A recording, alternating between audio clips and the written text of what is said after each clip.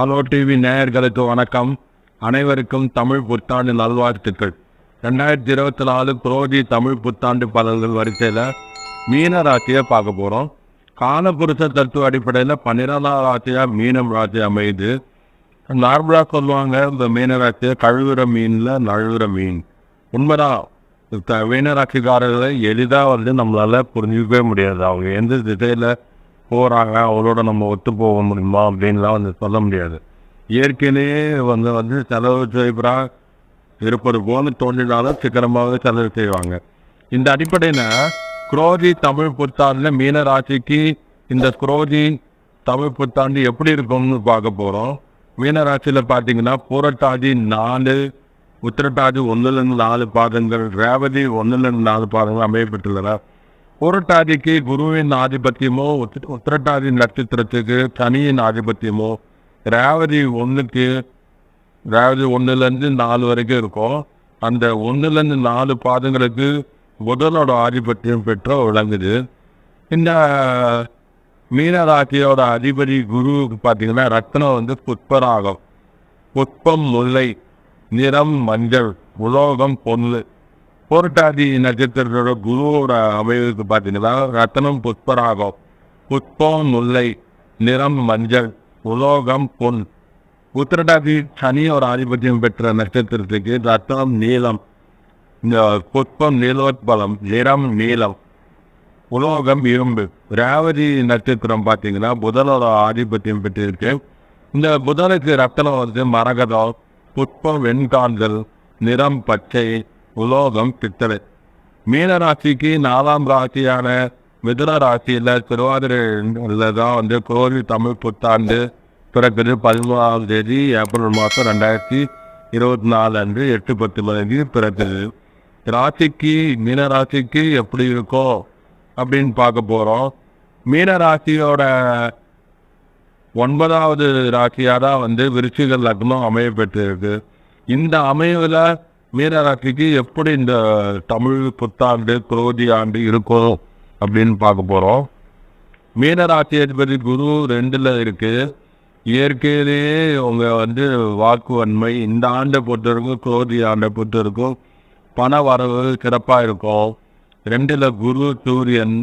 அதனால வேலை இல்லாத மாணவர்கள் அரசு வேலை கிடைக்க பெறுவாங்க.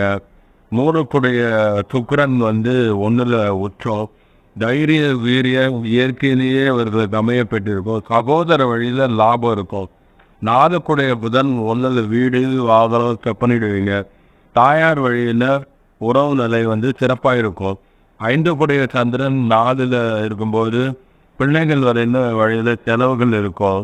இப்போ பிள்ளைகள் உயர்கல்வி கற்பதற்காக வெளிநாடு செல்ல வாய்ப்பு இருக்குது, பயன்படுத்திக்கோங்க. 6க்குடைய சூரியன் 2ல் உச்சம் மற்றும் குருவுடன் இணைவு. அப்போ வேலையில்லாத மாணவர்களுக்கு வேலை கிடைக்கும். 7க்குடைய புதன் 1ல் கணவன் மனைவி உறவு சீராக இருக்கும்.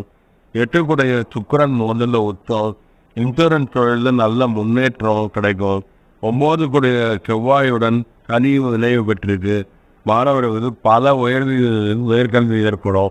மீனராசியோட பொதுவாகவே பார்த்தீங்கன்னா இந்த ஜென்மத்தை ஒரு ஜென்மந்தான்றாங்க. அதாவது 12ஆம் ராசியாக வர்றதுனால அடுத்த பிறவி அப்படின்னு மீனராசிக்கு இல்லைன்றாங்க. அப்படின்னா என்ன அர்த்தம்னா எல்லாத்தையுமே இந்த ஜென்மத்திலேயே அவங்க அனுபவிச்சிடுவாங்க.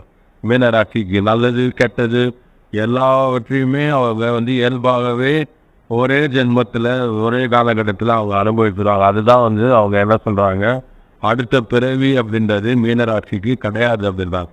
10க்குடைய குரு 2ல் இருக்கு. வாக்குவன்மை நன்றாக இருக்கும். பேச்சு அகாடமிக் கன்சல்டண்ட்டாக இருப்பாங்க.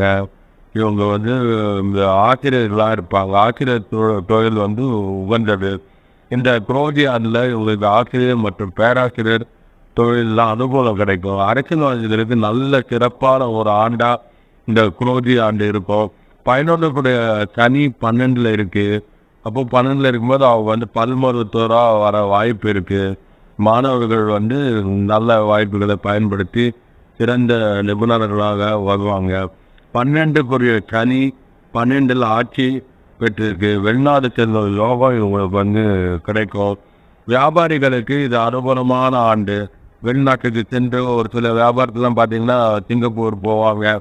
அங்கே இருக்கிற பொருட்களை வந்து இங்கே கொண்டு வந்து இங்கே வியாபாரம் பண்ணுவாங்க. அப்படிப்பட்ட வியாபாரிகளுக்கு இது ஒரு அனுகூலமான ஆண்டாக இருக்கும். தட்சிணாமூர்த்தி கோயிலுக்கு போங்க. உங்கள் வாழ்க்கையை வளம் பெற்று சிறப்பாக அமைங்க. ஜனன ஜாதக தசா புத்தி அடிப்படையில் தான் நம்ம பார்க்கணும்னு சொல்கிறோம். ஏன்னா இப்போ இந்த அனைத்தும் மேற்கண்ட கால புருஷ தத்துவ அடிப்படையில் கூறும் பலன்கள் தான். ஏழாத அடிப்படையில் தசா புத்தி அடிப்படையில் கூறப்படும் போது அதன் பலன்கள் மேலும் உறுதிப்படுத்தப்பட்டு துல்லியமாக அமையும். இணைந்திருங்கள் அலோ டிவியோடு. நன்றி, வணக்கம்.